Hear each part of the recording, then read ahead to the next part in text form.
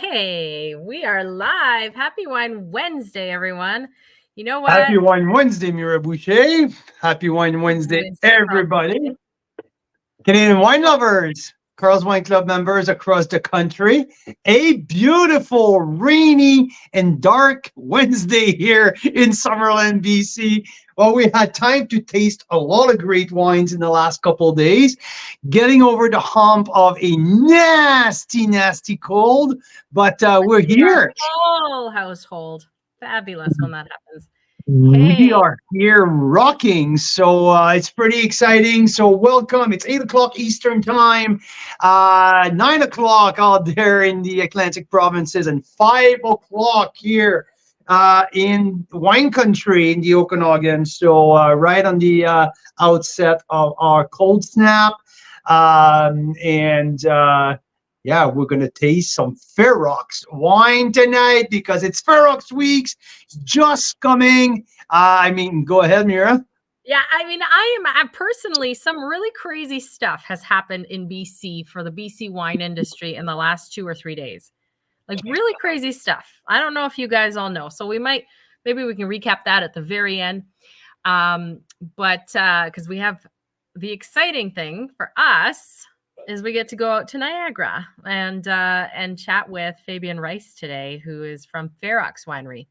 That I'm excited because my last time that I had a chat with Fabian, we geeked out on Sauvignon Blanc, and now we're going to have the chance to overview his entire portfolio. So, and that's a winery that we had on our radar for a very long time. So now we're here. It's FEROX week.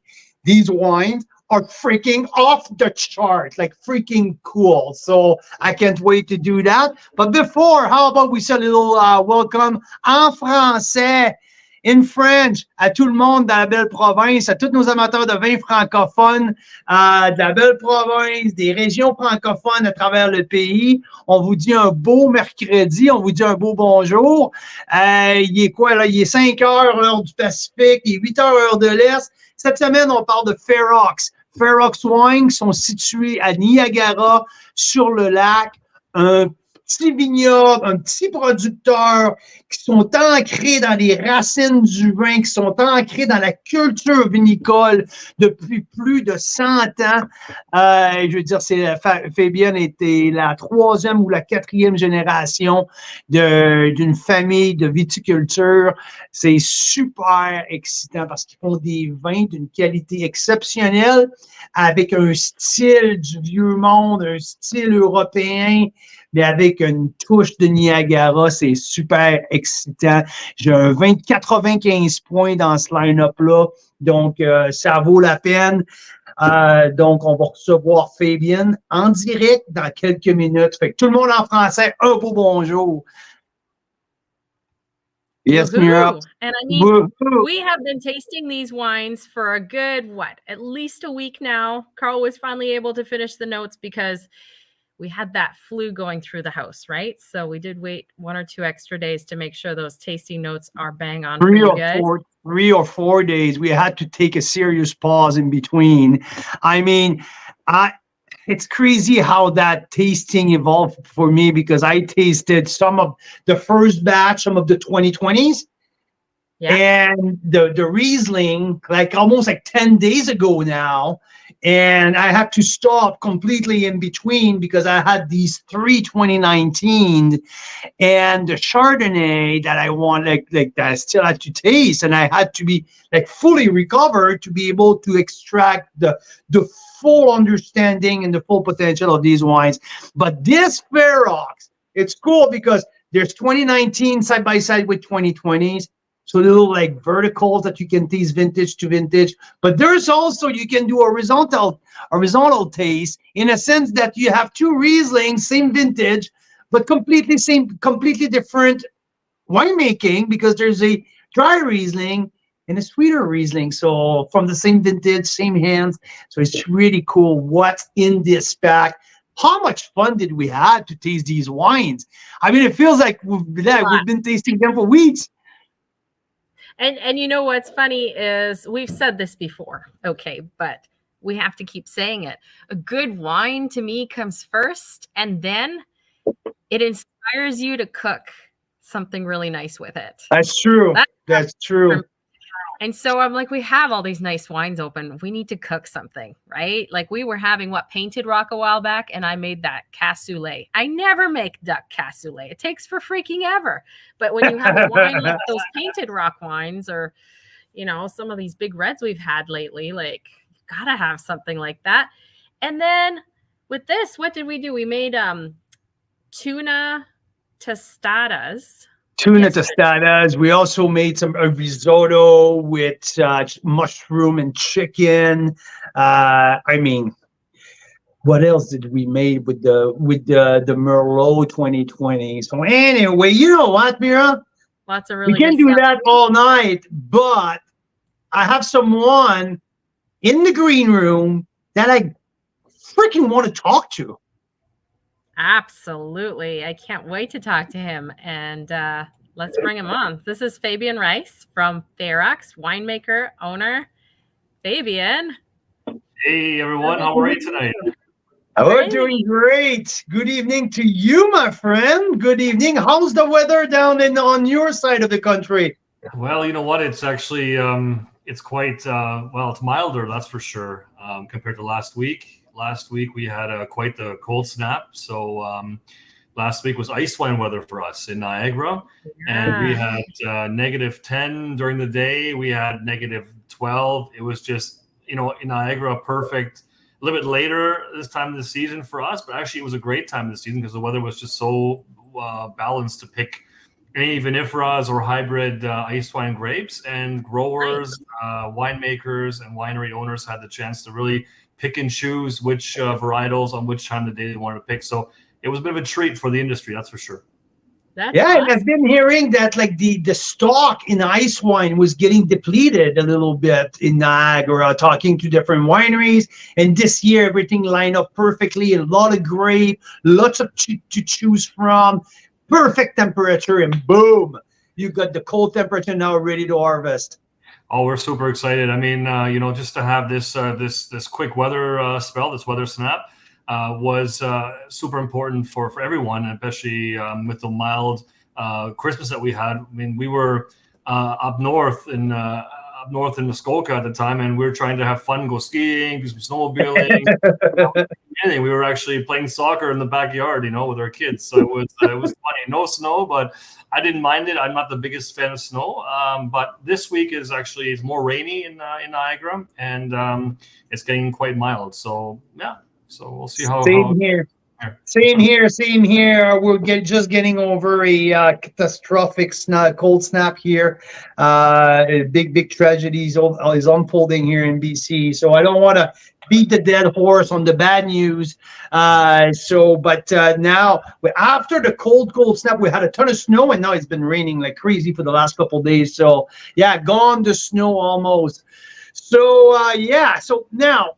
Okay, let's get back to your story, Fabian, because your story goes way back. And I will let Mira start. I'm going to save I will save my part for the wine. Okay, we're going to dig deeper in certain wines, but in terms of your story, Mira had a ton of fun reading about your ancestors and how were you coming from. So Mira, I'll let you start with Fabian. Yeah, that's it. We just want to know, tell us a little bit about your background, Fabian. I mean, I've just heard through the grapevine that there's quite a history in your family for winemaking, isn't there? Well, where do we begin? I mean, it all dates back to my family heritage to 1893 in Stuttgart, Germany, where my great grandfather, or say well, we'll go on. It goes on, and 1893, my family. One of them. So I'm actually a 6th generation winemaker in my family. Wow. And so my grandfather in I'm going to say the late 70s decided to take trips to Canada, to the US. He was a big hunter, and he was someone that really loved to find different locations and travel around the world. And so because of the land was, the land is large, it's so big in North America, it was great for him to find some vineyards. But just to make a long story short, he was a big hunter. So he actually was in California, and then he was in BC, and then he was looking for a perfect climate to make, wines with fresh acidity, wines that are very lean, that are clean, that are fresh, and that are very suitable, very Germanic in style. So it actually brought him to Niagara-on-the-Lake, where one of his friends said, let's check this place out and see what Niagara-on-the-Lake has to offer. And he took, actually in a suitcase, which is probably not allowed anymore at this time of the year, or time of our life, is he brought a soil sample back in a suitcase. And he went back to Germany and he analyzed the soil, and the soils were, of course, very fertile in Niagara, very young virgin soils that have tremendous potential, because if you compare to Europe and to Germany, the soils have been farmed for hundreds to up to thousands of years. So this is an opportunity of a lifetime for him. So my grandfather decided to talk to my grandmother, convinced her into going for a trip, and then sooner than later they were, they relocated to Canada in 1983, and he planted his first vineyards in 1984.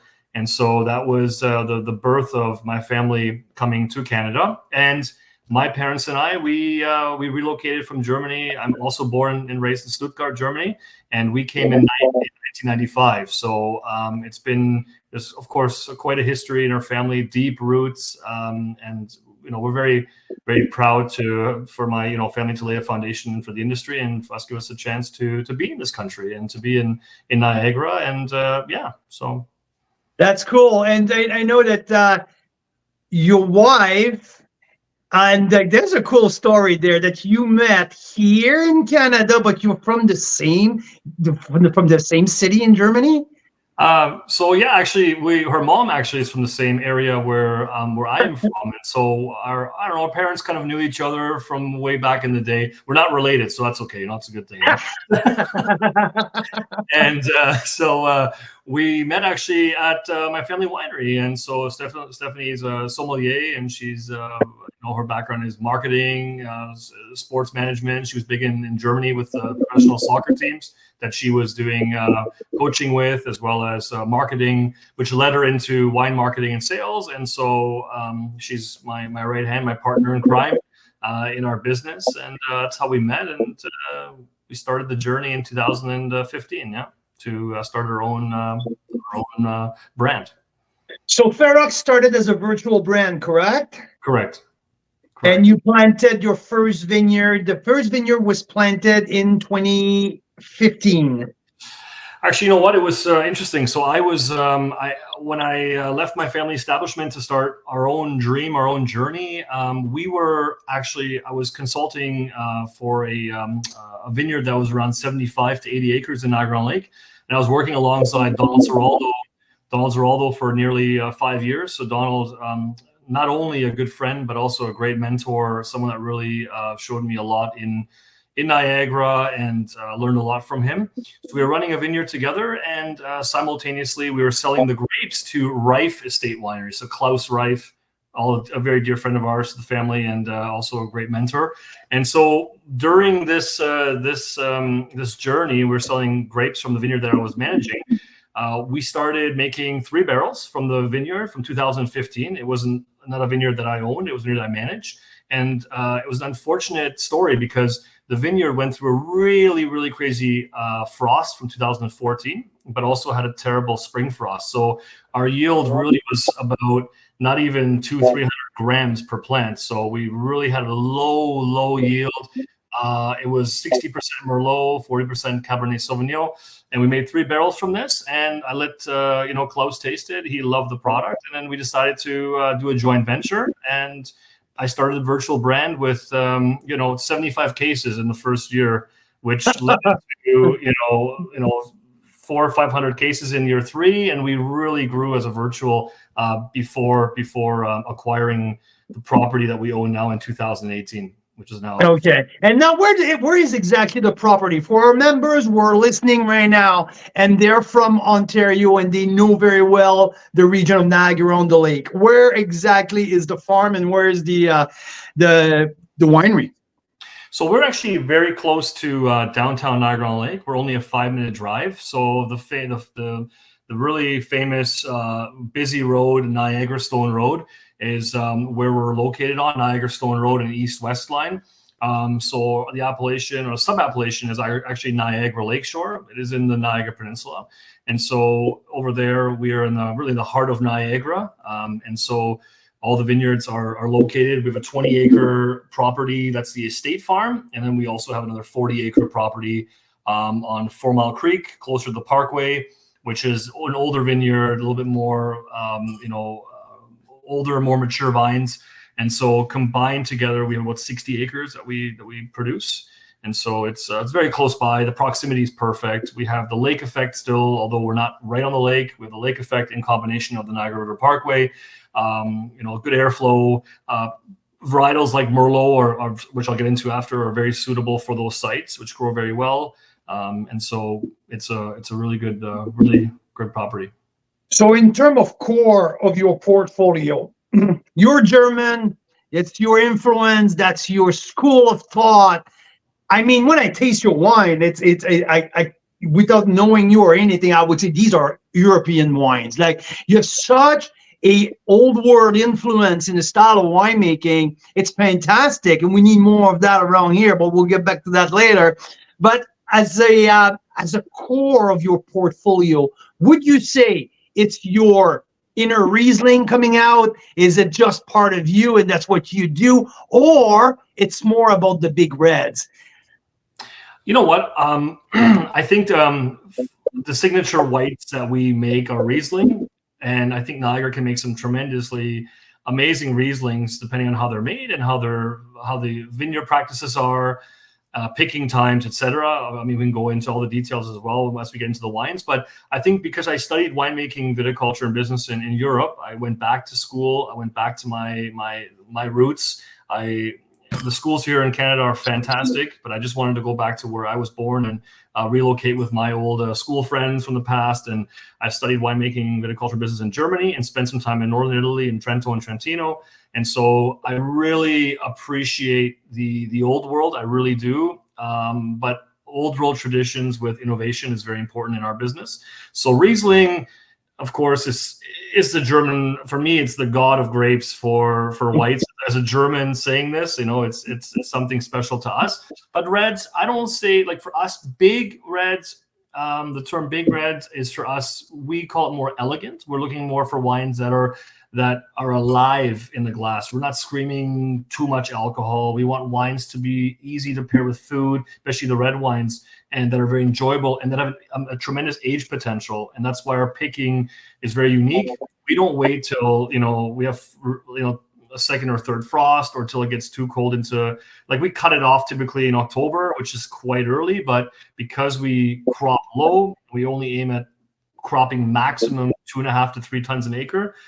We can get that maturity, we can get the ripeness level. I mean, not every year. We know Niagara can be a challenge, but we really try to be as consistent and not trying to take any shortcuts possible. So for the reds, I think giving the grapes time on the vine, sure, but also giving the wines time on the skins to really mature and to soften out, and giving great barrel time, but not new oak, oak that's more neutral, or a combination of new oak, maybe 15 to 20% maximum new oak, and the rest all barrels that have been used 5 years. We have barrels that are 15 years old already, and they're maintained very well. So it's all about balance, I think, and having the wines really they have to be alive in your glass. That's just at least what I think, right? So, and also help to extract the potential of your own terroir, right?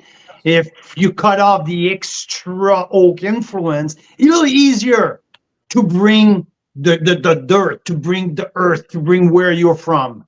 Yes. Well, we're trying to be very minimalistic. I mean, it really is untouched. I mean, we try to keep everything it's all about the raw material for us. If we have and every winemaker knows this, it's tough to make good wine out of bad raw material. It's like cooking. I love to cook, right? If you get a steak that's on sale, it could be good. If you get something that's, it depends. You go to a good butcher, not all the time, but most of the time you get good raw material. It's easier to cook, and that's how it is with wine too. And we're very lucky, very fortunate.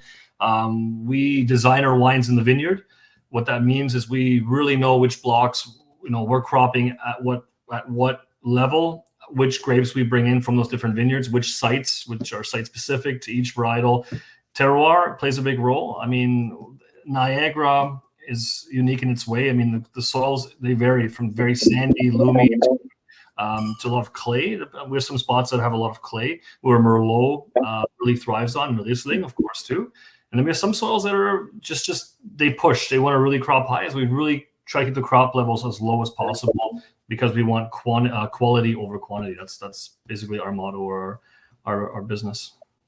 Yeah, and it totally reflects into the bottle because, yeah, like I said, I study wines all back home in Quebec, and it was really, really European oriented. And when I taste your portfolio, it truly, definitely led me to the old world in terms of stylistically.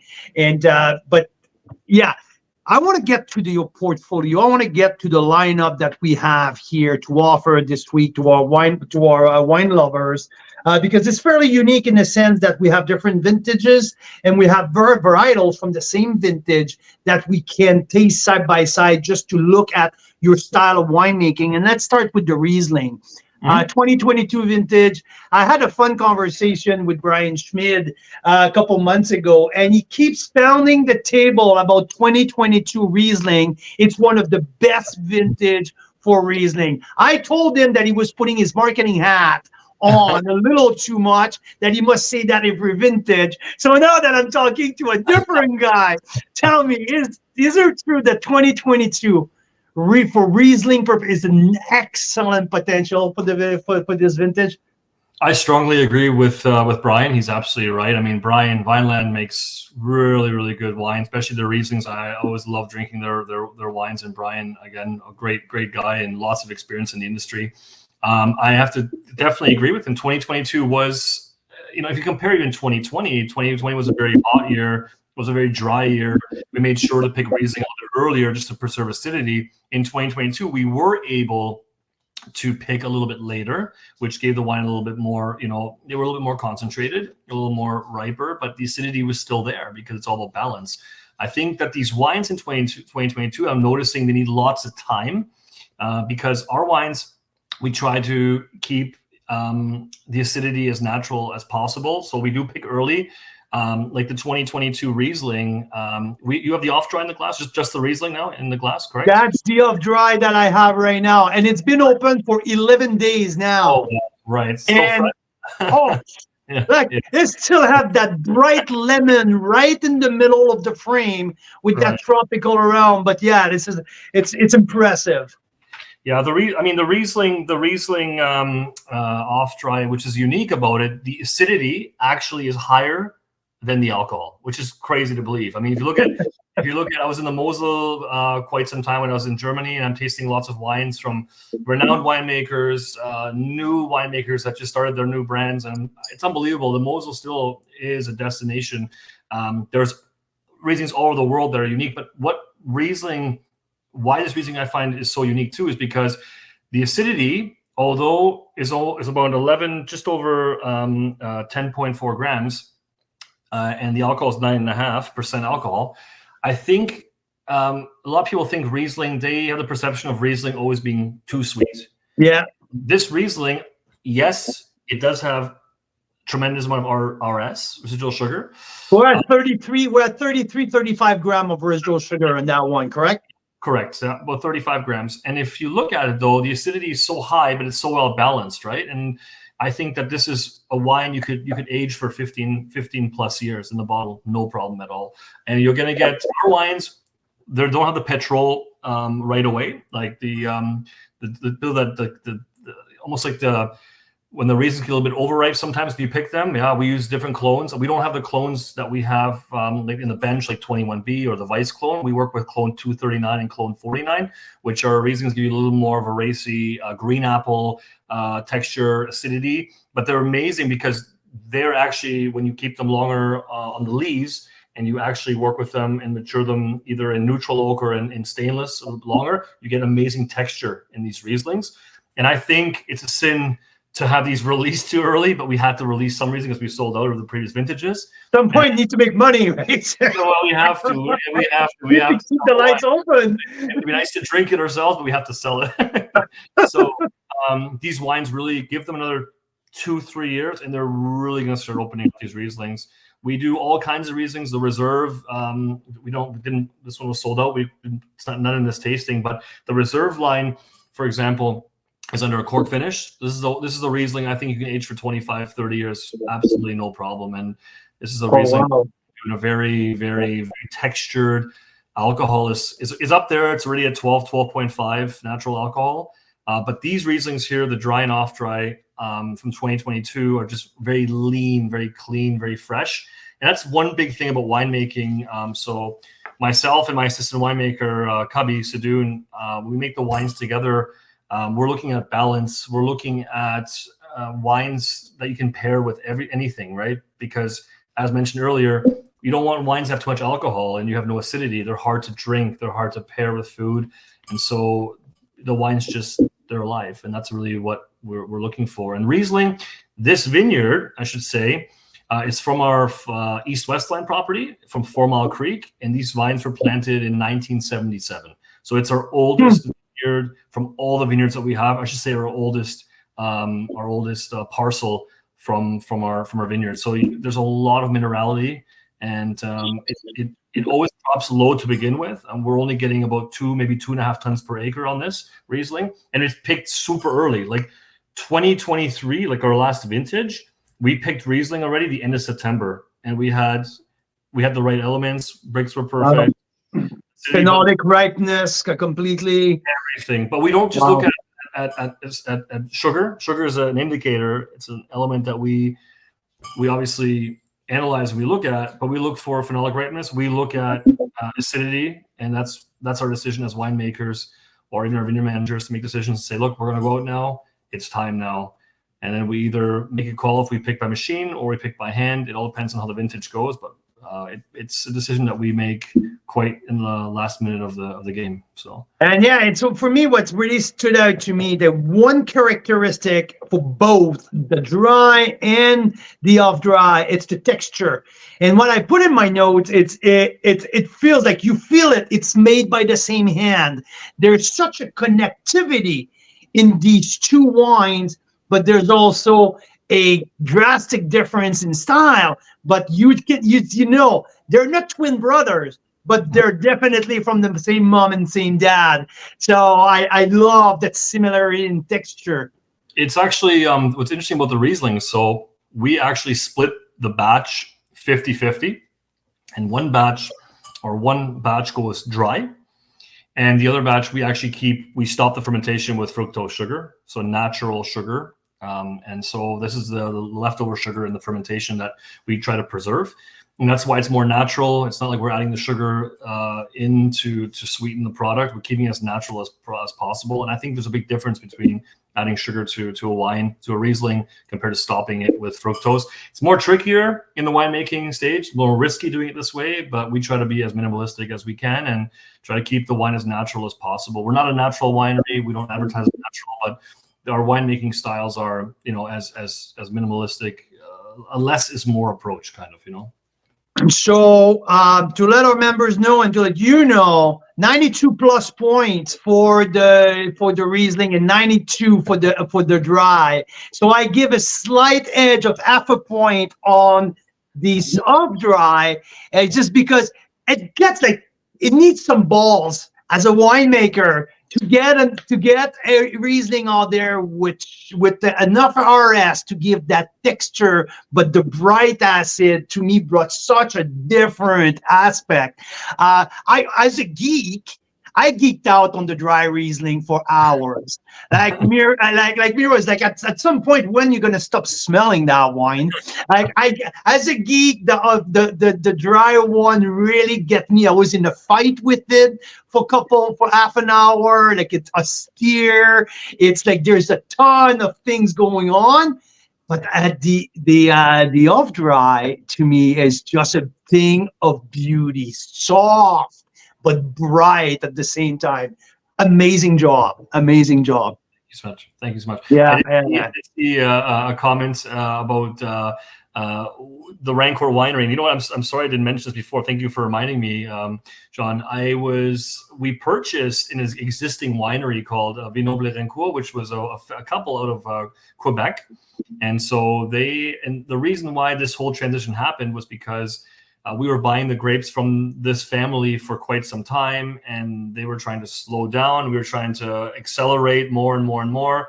And so we sat down at the table in 2018, we negotiated a deal, and we took over all the assets from the Rancourt brand and the wines. But the nice part was the storyline, which is very interesting about this family, is that the vineyard was actually planted, in the early 90s to mid 90s, and the Lionel Rancourt actually went to Bordeaux with Paul Boss Senior, and Paul Boss, Chateau des Charmes. Chateau des Charmes, right? He gave him the advice and the consulting. He acted as consultant for Lionel to plant varietals like Syrah, Petit Verdot, Malbec. They did a lot, and even Merlot. They picked all the right rootstocks and clones for the vineyard, which we were lucky to have that luxury to work with this fruit. The vineyard was always maintained and managed very, very properly, but the grapes usually were sold to other wineries, so they were growing a little bit more per acre because it's a very fertile vineyard. And so when we took it on, we had to kind of change the vineyard practices, just change them a little bit by trading our way. And as mentioned before, crop levels were lower, and we're certified 100% sustainable. We are working and practicing organic. We're not certified organic, but we practice organic and try to, work that way. But we're, doing everything that we can to work with Mother Nature and not against it, right? So. Yeah, no, totally. And like these wines are clean. These wines are like, and you mentioned, I love when you said these wines are lively. There's life in the glass. Yeah. Red, like even the big reds, the 2020 vintage, right? Sometimes like they're big, they're bold, they're juicy, but I feel like there's a lack of life, of liveliness in there because it's overshadowed by the ripeness. Now, even then, like you as preserve life across the portfolio. So tremendous job with the Riesling. Listen, I didn't expect anything less from you. You're German, for God's sake. I was expecting some great Riesling, but you fill my glass with fantastic juice. So 92 plus and 92 points for the two Riesling. And for people who are listening, the fun experience is to taste the two side by side. I mean, if you have people over and you do a big raclette or something like that, and you pop open these two side by side, you'll see the two styles, but the similarity in between both, the connectivity is fantastic. So a great experience. I had a ton of fun working the two back and forth and back and forth. So thank you for that. So also Mira is on. You're on mute. That's what you call a horizontal, isn't it? Well, you can call it a horizontal in different ways, but anyway, so that was my style of horizontal. Yes, and I just wanted to check. I wasn't sure. Fabian, do you need to run at a certain time? I seem to recall something about that. No? No, I'm good. I'm okay. all right. Absolutely. Oh yeah, because sometimes I can go off track and we can be here at 8 o'clock still chatting, and you'll be like, "Carl, I need to go." No. I'm excited to be here. I love talking. I love to answer any questions. It's great listening to you guys. Thanks for all the backstories. So, Chardonnay. I was about to interject earlier when you was mentioning that Niagara and Riesling, and that's to me, I've been pounding the table for a while now. I believe that the best grape that we grow, the best varietal that we grow in Canada is Chardonnay. I have a love affair for Chardonnay, but also I love what's coming out of Nova Scotia. I love what's coming out of Niagara on the lake, on the escarpment, in Prince Edward County, for God's sake, across like in BC. I love Chardonnay for every single sub-region of our country. And you sent me last year a beautiful pack of Chardonnays that we tasted into our Chardonnay marathon. And you offer a different style of Chardonnay, from your reserve to your entry line. But this is the fun, everyday drinking wine. And I blind tasted Mira and I asked her the price, and she said, "What? It's 35? Oh, no, she said $40 to $45. That was our first guess. So here, $20. So $20 non-vintage Chardonnay. So that's the unique part of it. You're blending 3 different vintages in 3 different ways and bringing everything back together. So tell us a little bit more about the philosophy in the region. I love the thought process by vinifying different ways to give different aspect of the wine. So tell me more. Well, the Chardonnay, actually, before I get into the wine, I was actually in Germany in last summer and visiting some of my school friends and some of my acquaintances and so on and so forth. And I brought this Chardonnay and the stainless steel and the reserve line with us, and we taste these wines blind, and it was interesting. And when you open these wines, and you taste it with wines, you taste Chablis, you taste wines from Burgundy, you taste California. We had a big tasting, and we didn't say. No one thought it was Canada, and then because they wouldn't say, and then that was, and then obviously I had to rub it in. I said, "This is Canadian. This is Ontario. This is." They're like, "What? Come on!" And then this is what we're trying to do. We travel a lot to get not just awareness for FEROX, but awareness for Ontario and Canadian wines, because we have to brag about what Canadian wines are. And just like yourself as well, like Canadians are very humble. I think they can be a little more passionate in the product and be more, excited. I know they are, but they're just a little humble.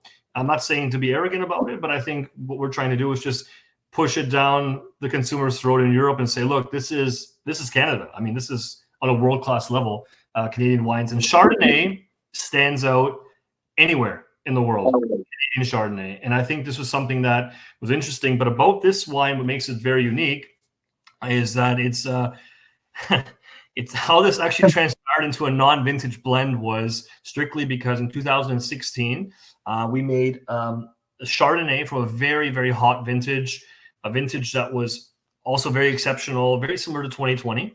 Yeah. I thought it was a little bit more drier. And we actually tasted this 2016 Chardonnay that was done in neutral French oak and also in some Burgundy brand new oak. And we tasted it, and it was in barrel for over a year, and then and I just realized, this wine is beautiful, it's balanced, but it's lacking acidity, in my opinion. And for me, it was too much oak. I don't want to release a wine that was just too much oak. So let's fast forward. 2017 showed up, and we still had the 16 in barrel. 17 was a bit of a cooler year. It was a very nice year, I thought, for Chardonnay, because we had the acidity, we had the ripeness level, everything, all the check marks, the dots were checked off. And so this one was done 50% in stainless steel and 50% in neutral barrels. So no new oak at all for the 17. No new oak at all for the 17. The 16 had lots of oak, so it kind of made up for it. 2018, there's no vintage, because in 2018, we did the radical thing of purchasing a winery and a vineyard during harvest. That's the worst thing. I would never recommend anyone to do that. It's so crazy, stressful thing to do. And so we sold most of the grapes from 2018 Chardonnay, and then 2019 came a vintage that I remember. This was the first variety that we picked from 2 vineyards, from our home farm, from the South Block on Niagara Stone Road, and from our North Block, which is our middle block, which is in front of the winery. We blended the Chardonnay blocks together, and we picked this. I remember it was around, I think it was September 16th or September 17th, very early. That's early. The crop was low. It was ready to go. Then year goes by. I'm tasting these wines, right? I'm tasting 2019. I'm tasting 17. I'm tasting 16, right? And I'm going, okay, the 16 has too much oak, as mentioned. The 17 could lose a little bit of oak. The 19, it's balanced, but it needs a little more body. Then I ended up deciding to blend them and try it out and say, how is this going to work?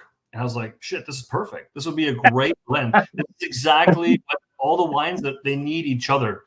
The balance was perfect. So we decided to release a non-vintage white, which is a Chardonnay, something that I had to discuss at the time with, I think it was VQA or But that's what I'm doing, because I just turned around and I had to look, but there's the VQA here. So I'm like, how the heck did you get that VQA? No, it was all from our home farm. It was.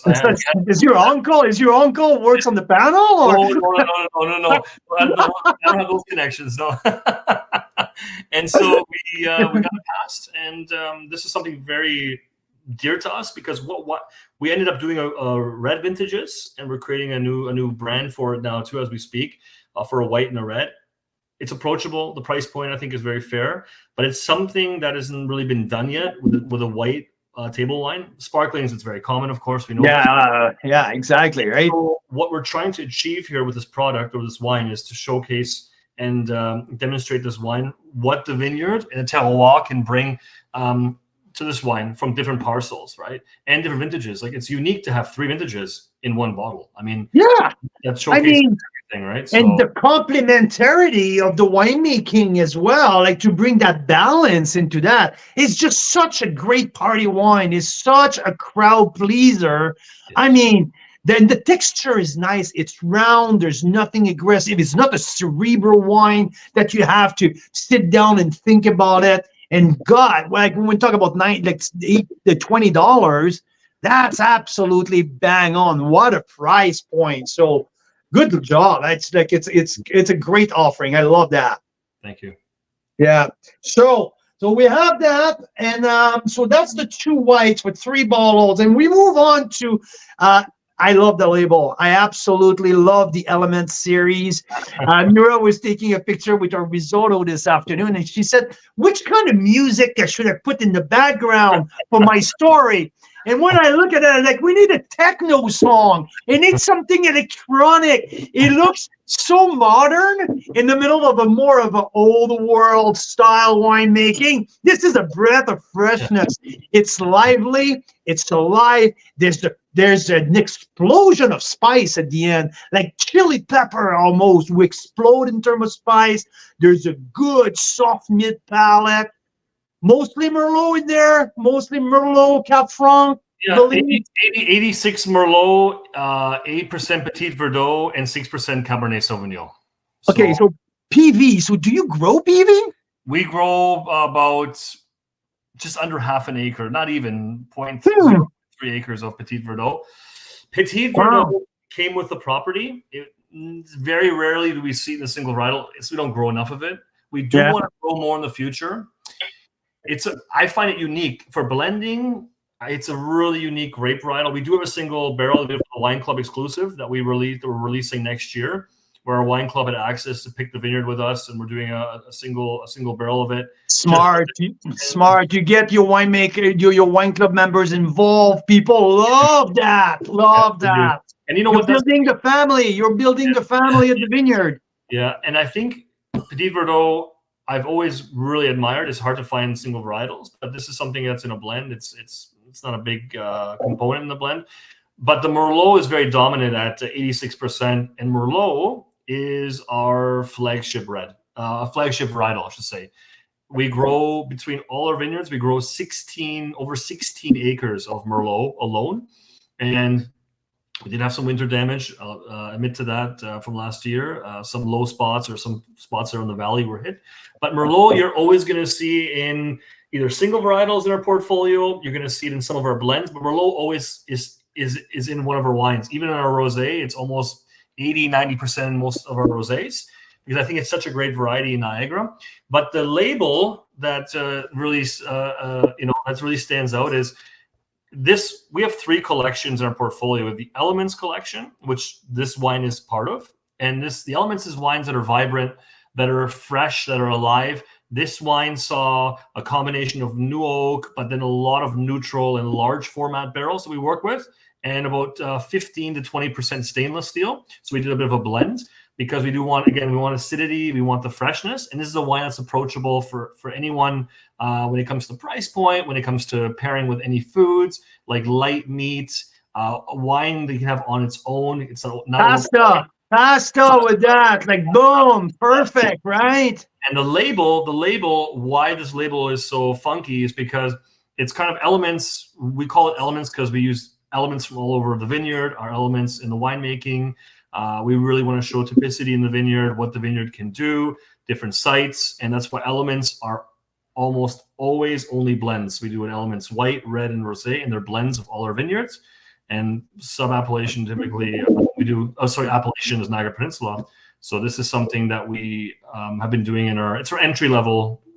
That's fun. I mean, $25. This is, to me, it's tasting premium wine at a non-premium price point. I mean, you get everything in there. Like I love the explosion of spice at the end. I don't know. It might come from a little bit. Maybe the PV sparked that little spiciness at the end. But I loved it. I mean, I give it a 91 points. I always put the price point in my score, and I think it's a very important part of the scoring, to my opinion. Because the expectation of people are not the same at $25 than it is at $100, as you know. Yeah. And so at $25, I mean, it's hard to find a better one at $25 because you get premium, you also get complexity as well. It's not just an easy drinking wine. There's layers into it. So yeah, well done. I love that. And the label. Let's just say the label. Also, the lines. There's a bit of a reasoning for how the lines went up.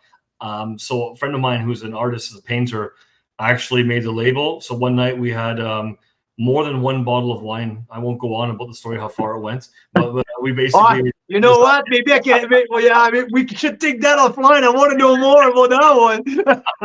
They decided to do something, and we ended up on a canvas. We do sell art at the winery too, all kinds of art from different artists. But this one in particular is very dear to my heart because it's a very good friend of mine, Rob, who did something very unique with this wine. And essentially, we took the leads from this wine and we actually blasted a canvas on a blank canvas.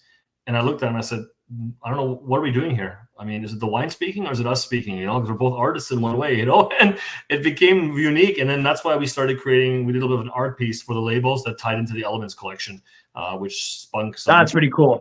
Yeah, that is really cool. Yeah. Super cool. Price point, perfect. Complexity right up there for the price point. Well done. I love it.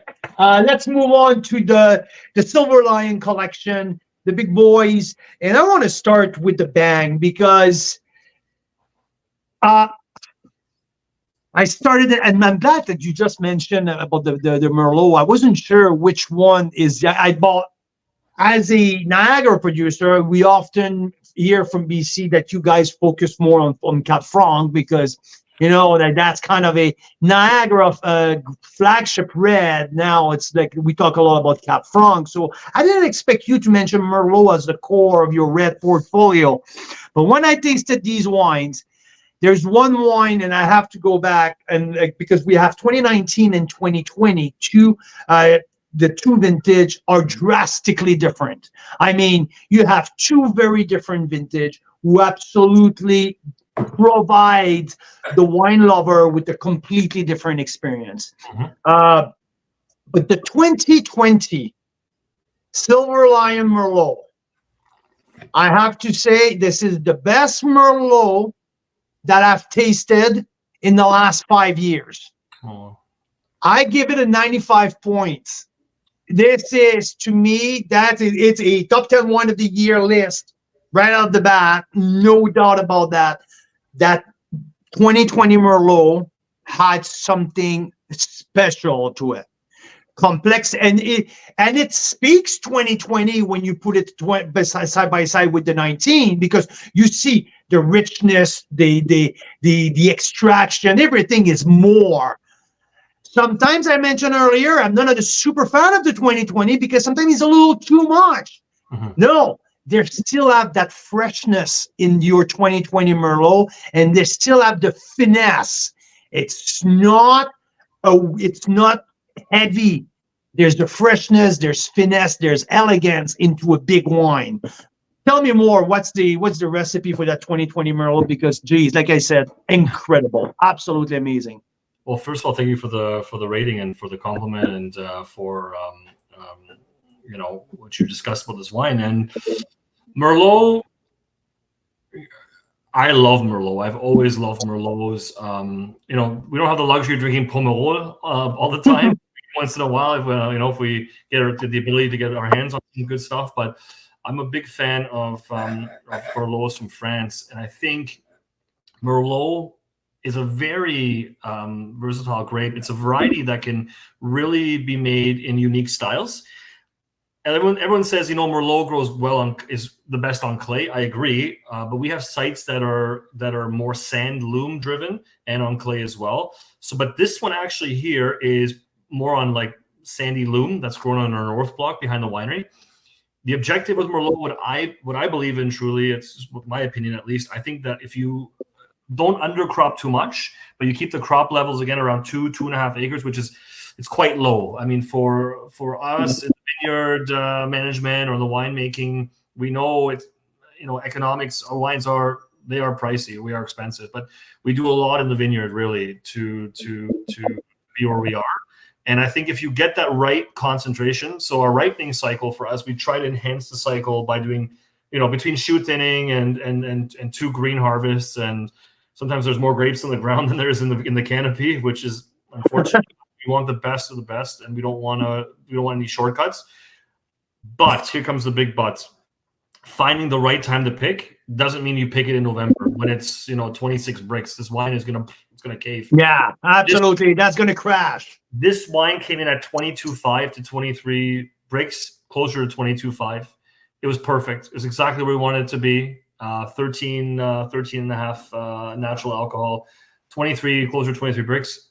And you know what? It was perfect and we picked it to keep it fresh and have that good acidity. You have texture.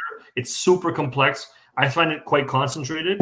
I mean, it was on the skins for almost 13 weeks, which is a long time, right? Mm-hmm. But everything it's all free run. It's 100% free run. There's no press juice in this. It's all 100% free run. It went right into barrel. It did most of malolactic conversion in tank and some of the rest in barrel. And it's unfiltered. Our Silverline collection, all the reds are unfiltered.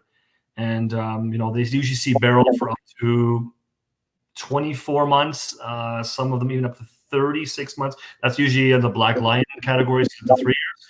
I mean, that's 3 years of no cash flow, right?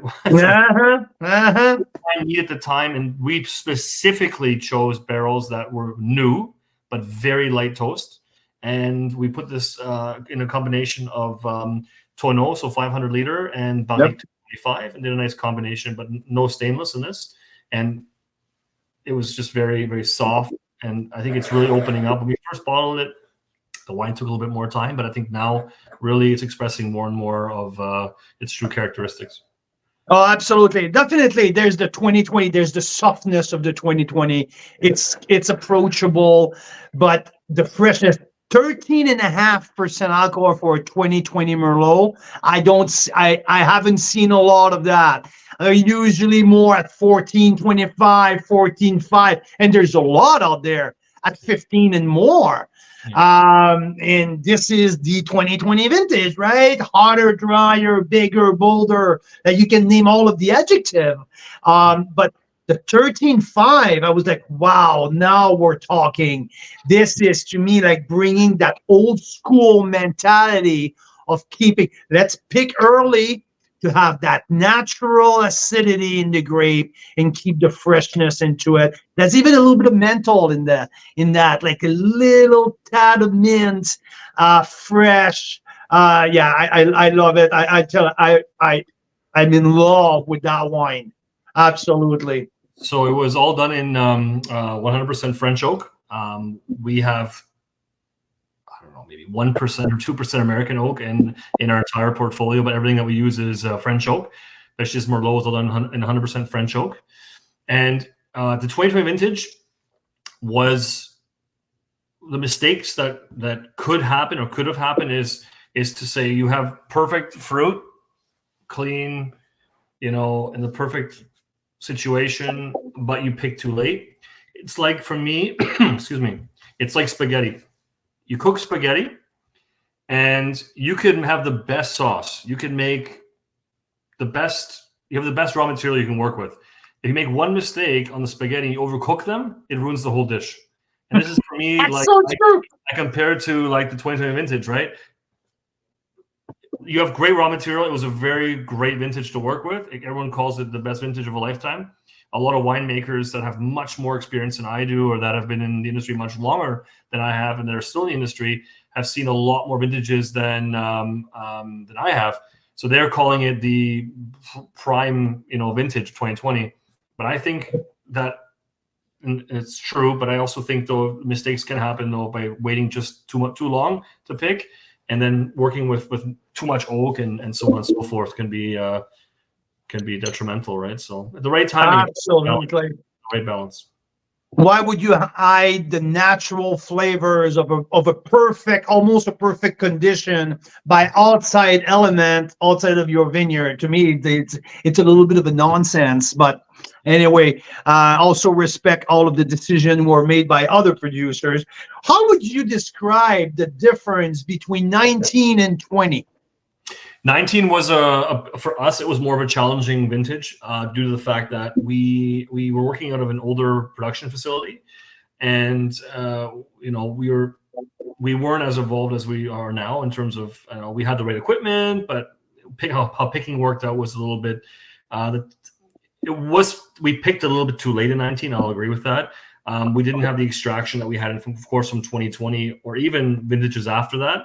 So I find the wine still very, very elegant, but 19 was the first vintage from the vineyard after we acquired it from 2018. When the acquisition happened in 18, 19 was the first vintage for making. This is the first Merlot in 19. People still really enjoy it because it does have texture. It's super light. It's soft. But it really is completely different than the 2020, the way it's made. And we picked it later. We fermented it a little quicker, but a little cooler. It wasn't fermented as warm as the 2020. So the color, although the vineyard was changed, that was the year we started changing the practices in the vineyard. So the crop was a little bit heavier, and we had more rain during harvest. So it was a little more challenging. But it's funny, tasting this 19 now, I still think there's an earthiness to it, something that's very, very unique and special that really comes from our soils, and especially from the home farm, because it is an older vineyard. And actually, Merlot, this vineyard from 19 and from 2020, is the oldest vineyard from the estate, like from the actual 20 acres. And I think it's got still potential. 2020 is just a different animal, right? It's got it's just a much bigger wine. And even if we taste our wines, we come to the winery or we come see you, taste the 21s and 22s. It's just they're very, very different, right? That's what makes this so unique. Imagine having a wine the same every year. Like, this is what. No. And that's why it's so interesting to have both available in the same offer, because that's what I'm doing, right? I'm going back and forth, and it's the story. It's two different books. Yes. It's part of this. It's completely two different books. It's the story of 19 and story of 20. 20 is just getting started. I feel like it's just getting out of bed. Yeah. That's how I feel right now. That one is just getting out of bed. The tannin is just starting to round it out around the edges. There's that bright pop of acidity. So it reminds me a little bit when you taste a Bordeaux Supérieur, or like when you have that dominant 85% Merlot, it's a little brighter. So that's how I like it. It's truly like the more of the old world style. The 2020 has much more modern and like that muscle, even if you kept that super bright acidity. So it's so much fun to have both side by side. But yeah, you just mentioned 2020. It's its own beast. Like it's incredible. Changing the vineyard practices up too, like from the time we acquired the winery in 2018 in the vineyard. Working with a lot more manure, a lot more organic materials. A vineyard doesn't turn in one day or in 1 year. It takes years after years after years. But repetition and really not taking shortcuts really does pay off. And I'm seeing more and more input from the vineyards, and I think it's really, it's coming. Absolutely. And Mira, while I'm thinking about that, would you mind please to put the link of the offer here in the chat box if people are listening, maybe they would like to put their order in, help, because these wines, these are all small batches wine. I'm looking at the Silver Lion. You are like 290 cases for the Merlot. Is this part of that's because you crop so low, correct? Yes, I mean, our production right now, we're between 7,000 and 8,000 cases annual production. So we're not the smallest winery, but we're like in the small to mid-sized. It depends. I mean, some vineyards we will crop a little bit higher, depending on what in which tier it'll go into in the portfolio. But it really plays a role in how we pick, right? Like Elements, of course, will have a higher yield because we obviously want to have more acid, more acidity, a little more volume there. But then you get into the Silver Line collection or Black Line, we're focusing more even on some single varietals that we have as well on our properties, or even old mature vines. We don't have as many blends versus Elements, but that's kind of why the case count is always around. We have some that are in the 500, 600 case range in Silver Line, but primarily it's 150 to 200 cases is kind of what we thrive per varietal. That's a definition of handcrafted. I love that. Before I let you go, I know we're going like, oh, wow, Mira's looking at me. She's like, come on, Carl. You promised me more, less than that. No, it's okay. It's fantastic. I just want to say all these stories. The 2020 usually outscore 2019 when we talk about Bordeaux varietals, but sorry, not in my book all the time, because when I taste the Cap Franc, the 2019 versus the 2020, the 19 was my favorite of the Cap Franc was my favorite of the 319 that we have in the selection. Yeah. My 19 outscored the 2020 in the Cap Franc. Okay.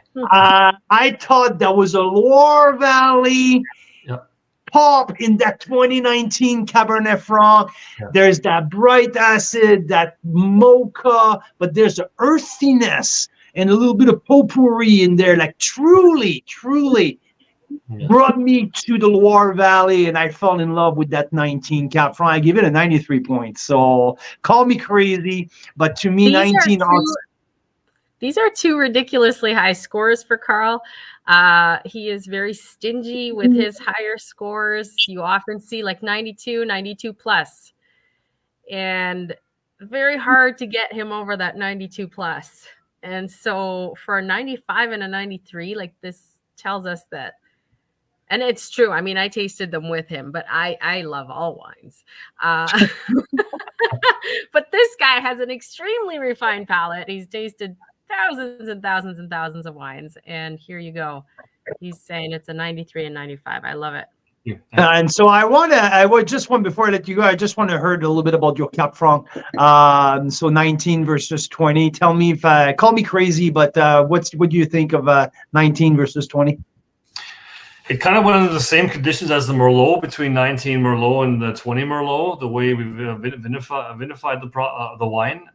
I think the Cabernet Franc was a vineyard that was always kind of very masculine. It really knew how to crop high. It was a vineyard that the grapes were always sold. And then when we had to bring the vineyard back to, for us, normal life, and it was crazy. Like, it was just the complexity that we had in this wine from 19.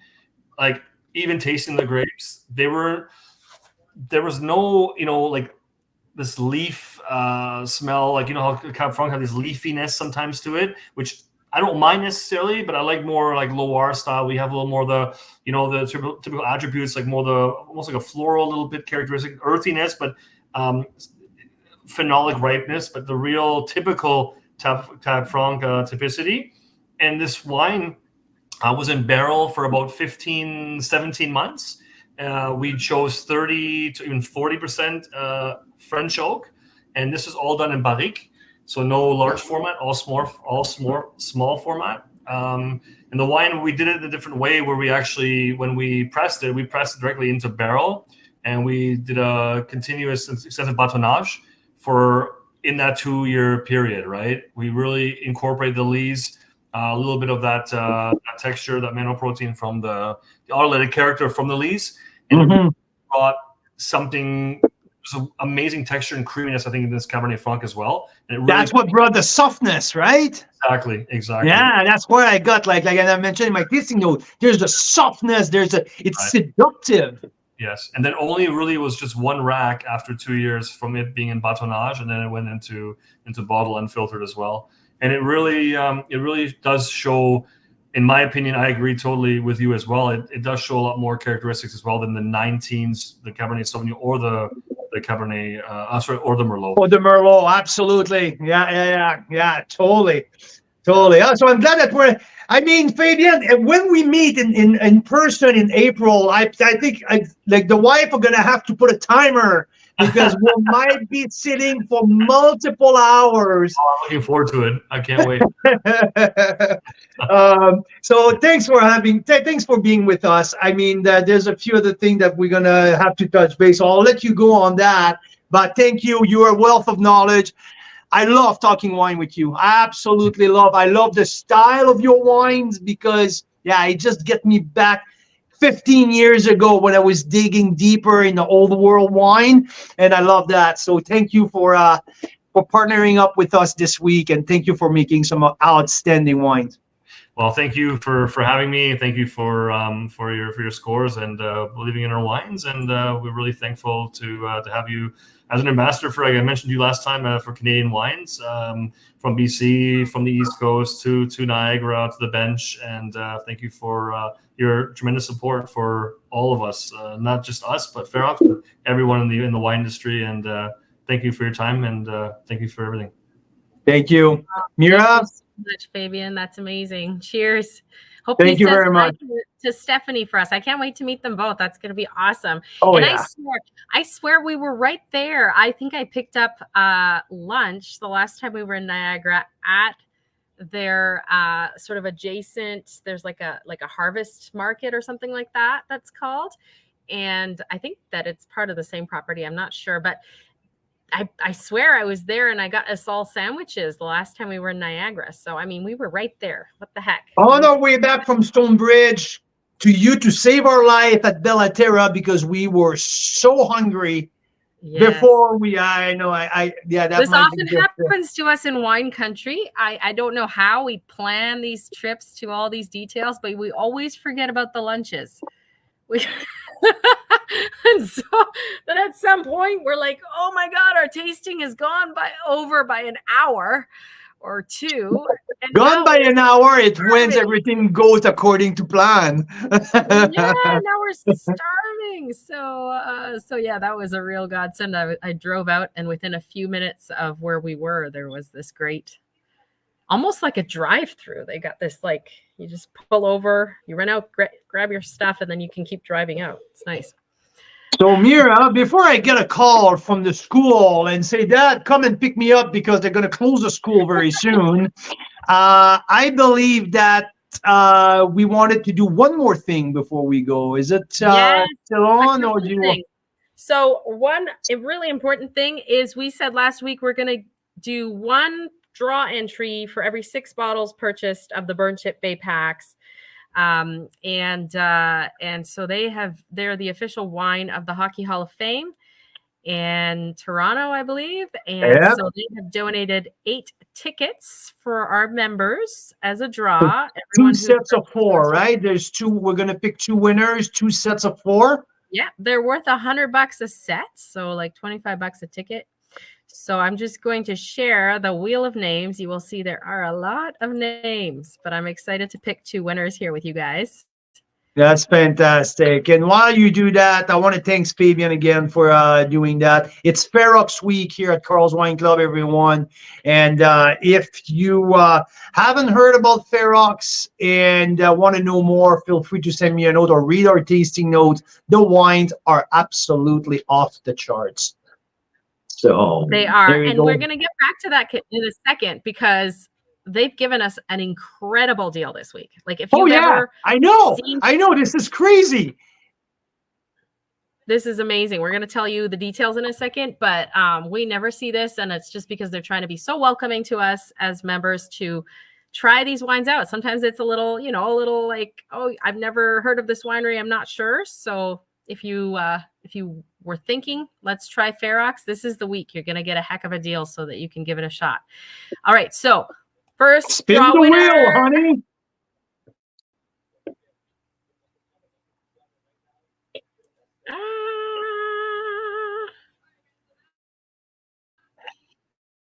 Oh, Donna.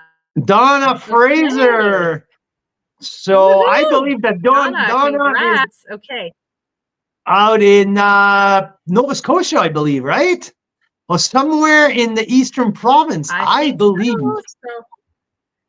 Anyway, wherever it is, I'm going to reach out to Donna Fraser. And these tickets are available for a year and a half. I think they're available until they're valid until June 2025, I believe. Or December 2025. Yeah, we'll check the dates. But if Donna is not going, or the next winner is not going to Toronto before they expire, we can get you a consolation prize of some fun wine accessories as well. And make sure those tickets get used by someone who can use them.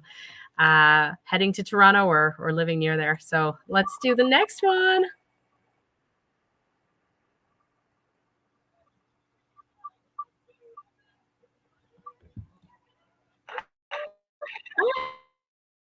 Denise! Okay. That's awesome. She is in Alberta, definitely, because I connected with her today. So oh, is she? Oh, that's fantastic. Awesome. Well, here we go. Awesome. So congrats to Denise. Congrats to Donna. I'm going to be reaching out to you guys shortly after this to say congrats and see if you're able to use these awesome tickets to the Hockey Hall of Fame. Thank you, Burnt Chip Bay. And Burnt Chip Bay, the official partner, the official wine sponsor of the Hockey Hall of Fame. So that's pretty cool. So and you know these wines are also available. Oops, sorry, there was a little lag here. If you thought you missed out on the deal, you've missed out on the draw. I'm sorry, but the deal is still around. We have pre-release access to the 2020 Reserve Red, which we wanted to say something about. Well, just tell the story. Just to tell the story. Carl gave me 2 glasses of wine at lunch, which is very typical. Okay, I always have glasses. I'm very spoiled. I sit here all day, and then these glasses just show up in front of me. So I taste the first one. He's like, "Oh yeah, that's Clos du Soleil. You know, that's BC." And I'm like, "Oh, it's fantastic wine. It's so good." And knowing that it's a full-on premium wine, like more in the $50 kind of range, probably. Yeah. I taste the next one. I'm like, oh, this is also very good. And wow, what a great finish. This is a nice wine too. What is this? And he's like, it's the Reserve Red from Burnt Chip Bay for $20. And it's been open, what, 11 days? 11 days. 11 days. No, just 9 days. 9 days. Okay. And it was like that much left in the bottom of the water. And then like the screw cap was on it, but it was left in the corner of the kitchen. And I was just like, to, you know, prank me with it or something. I don't know. But it was so good. So that tells you something. So they just tell me that wine has a long road in front of him. A long road. I mean, this wine first hasn't been released yet. So it's a wine who is nowhere to be found. It's a 1995 wine who spent a good amount of time in barrel for that price. It's rich, it's dense, it's big, it's well balanced. It's one of the best value wine that we have ever tasted. And it's still available. You got a deal for $199. Is it? Anyway, so there's a good deal going on. Sorry, I got the hiccup. Remember emails for the Burnt Chip pack if you're still interested in that one. Now let's talk about deals for this week, because this is very rare that we have an exceptional set of wines like we have with FEROX this week, and they're giving us a deal. Because we're talking premium, right? So usually the deals are not like, we don't see deals in premium wine.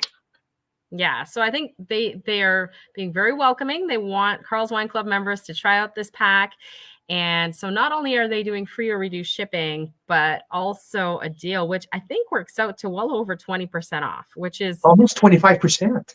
incredible. So check this out. And by the way, this is the 2020 Merlot. So if we're talking vintage of the century in Niagara, that's part of why this 2020 Merlot got 95 points. It was a very good vintage. So the and a very good winemaker.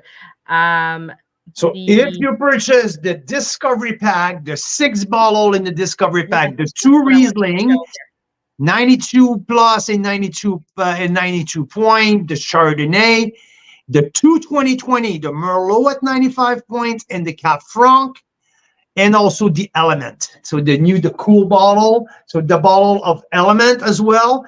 If you got these 6, instead of $246, $245. Instead of 246, it's 245. Instead of 245, it's $199. So you get $46 off. So that is a very good incredible. deal. Close to 25% discount, and it's and I pretty was thinking, cool. Talk about Valentine's coming up. Okay, like this is a perfect chance to get 3-pack or a 6-pack. Or double it up. I know a lot of our members like to do that. They love to do that. You guys do, don't you? Which I love, because that means that you're probably going to cellar some of them and taste some of them now, which is especially with FEROX. I mean, these wines, Fabian mentioned it, and it's not just winemaker talk here. It's like you taste the wine. The structure of these wines are so bright. These wines are going to last decades. Like, it's crazy. Like, these some of the most ageable wines in the country, no doubt about that. Beautiful, beautiful wines. I love it. So yeah, 9 wines this week. Lots of great wines to discover from FEROX. We are thrilled with the selection. We are thrilled with the deal we're getting as members, and I think it's an amazing week to try them. And like I said, like, Valentine's is coming up. Maybe there's an opportunity for a great night in. I mean, for way less than you'd pay at a restaurant to have a bottle of wine and a really nice dinner, you could have a 6-pack sent to your house and do a vertical tasting together, a horizontal tasting. Try those 2 Riesling side by side with some raclette. That's our new favorite thing here, raclette. I mean, or that 95 points Merlot, the 2020 Merlot, absolutely stunning. So that's FEROX week here at Carl's Wine Club. We just started the offer today, so it's going to run through all weekend. But yeah, get your pack. There's limited availability. And there's wines with very, very little quantity. Special wine, special producers, and we love it, and really high score. So thanks for tuning in, Mira. Thanks for putting all of these before beautiful graphics and all of that. So thank you, Carl Boucher, for the awesome interview, and thank you, members, because without you guys, none of this is possible, and it's so much fun to discover new wineries with you all. Okay, last thing. Pan-Canadian Masterclass. We taste 12 wines from Vancouver Island all the way across BC, Ontario to Nova Scotia. We did that last summer in Niagara. It was a huge hit. A lot of fun. 6 of the winemakers flew out to be there with us in person and did an amazing job on a panel while we tasted those 12 wines. And guess what? We're doing it again. We're doing it again June 15th in BC this time. Winemakers are already making plans to fly out here and be a part of it. It's going to be bigger and better and even more incredible. So can you reach, Mira? Can you reach of the bottle that you have on the organ? There's a bottle on the organ, I believe. Yeah, can you just flash it on the TV? So we're going to tell people where it's held. So we have our venue. It's going to be, and we have the first wine selected and the first winemaker who's confirmed. So this is one of the iconic wine of British Columbia. It's Hester Creek, the judge. So the BC edition of the Pan-Canadian Masterclass will be held at the outstanding venue of Hester Creek, June 15, in the south of the Okanagan. And we already have talked with 3 of our Ontario hosts last year are saying that they want to fly out here in BC and be part of it again. So we're going to bring a bunch of Ontario people sitting on the panel with our BC host. It's going to be a heck of an event. Yes, it will. I love it. I love it. And those of you who were there last year, we would love to get some feedback from you, because we are currently in the process of taking a look at this year and saying, what do we keep? What do we do different to make it bigger and better and more amazing than ever? So we'd love to hear from you if you're up for that. And we might even actually call a few of you up this week just to get some of that feedback from you. I just got the phone call from the school. Yeah, one of the kids was sick again. There you go. Well, so good to see y'all. Happy Wine Wednesday. And we will see you again next Wine Wednesday, or maybe even sooner if we find something that we need to go live about before, right? Canadian wine lovers, Carl's Wine Club members, all of you across the country, have a good evening. Cheers. Cheers.